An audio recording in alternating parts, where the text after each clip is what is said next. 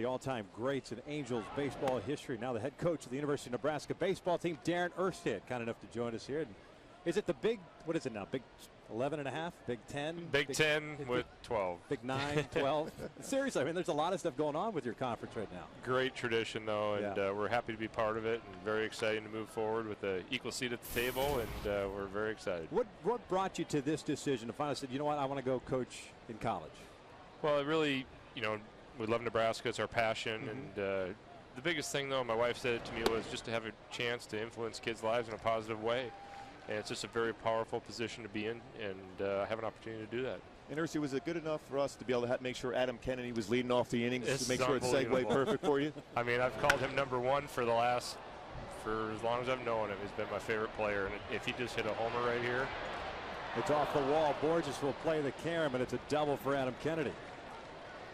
Obviously, Tip Salmon's here doing the pre and post. Figgy's in the dugout as well, and Adam Kennedy, yourself, a little reunion here for the O2 team. It was a little reunion. It was great. Got to talk to them earlier before the game, and just it's good to catch up. I got to ask you about the ceremonial first pitch, because it seems like we're starting to a little bit of a trend here that position players have a better opportunity of throwing a strike with the ceremonial first pitch than actual pitchers. Now, you did it with the Letterman's jacket on. At first, you had one of your kids in hand, and the missus catching the first pitch. She did. There's a lot of pressure out there. That's right. There it is. And nobody gets hurt, so that's perfect. That is a great throw. I did it in Nebraska, and I got booed out of the stadium for bouncing it, so I survived. I'll tell you what, we were just looking at it. There's more pressure there than any time in your life. You have to make a perfect throw. Not only you're throwing it to your wife, you also have your son right there too in the batter's box to make sure he's able to swing away after that. I ain't gonna lie to you, I was a little nervous.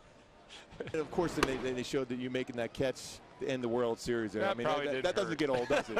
That doesn't get old, does it? I'm just glad I caught it. You have people still wearing your jerseys here in the ballpark? Yeah.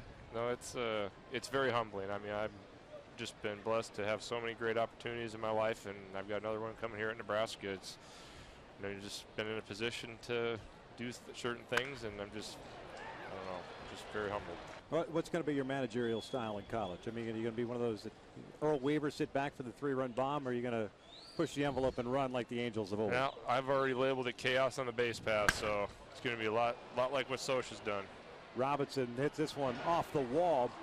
Bard heading toward third base. Robinson is in at second with a double, and Dan Herron scuffing a little bit. So chaos on the bases for you. Yeah, I mean, constant motion. You know, it's going to be, we got multiple hit and runs.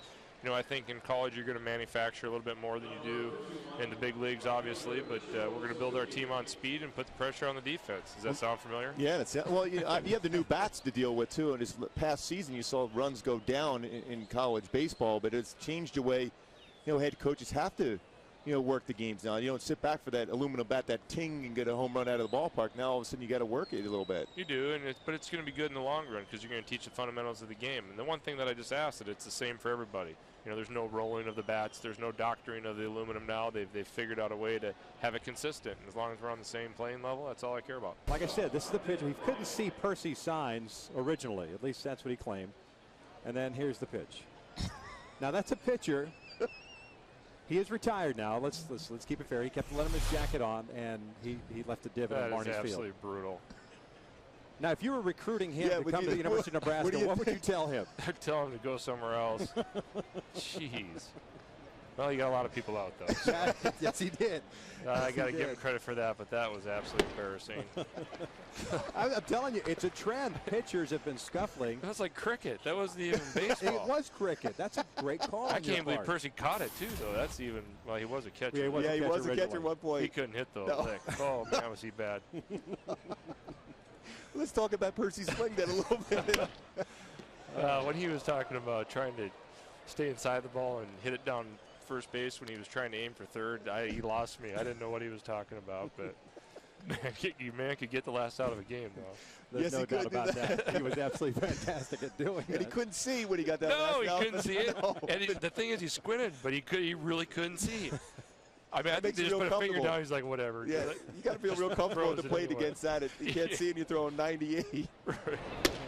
Ryan went around, and that will end the inning. Seattle gets a run. Darren, a pleasure. Best of luck to you. Thank you very much. Go Cornhuskers, even though I'm a Jayhawks fan, man. I'm only saying that because you're here.